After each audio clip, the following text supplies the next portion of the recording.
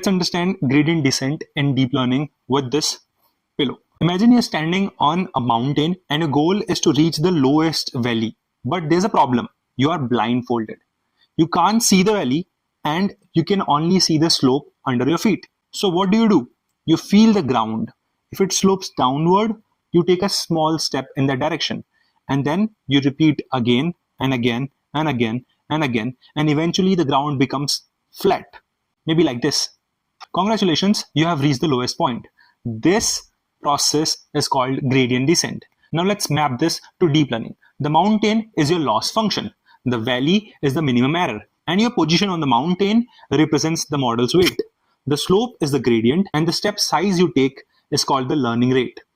Gradient descent simply means moving the weight in the direction that reduces error the most.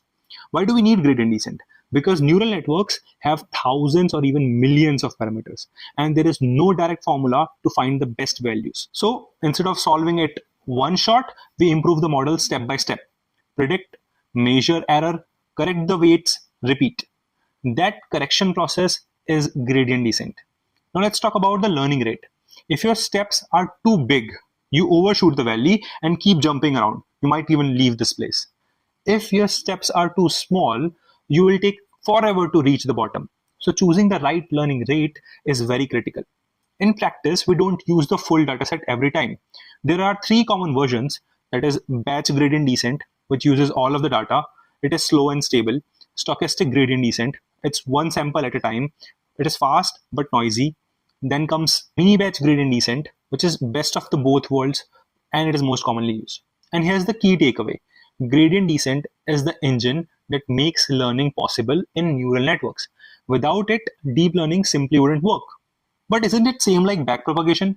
Basically, backpropagation tells the model what went wrong.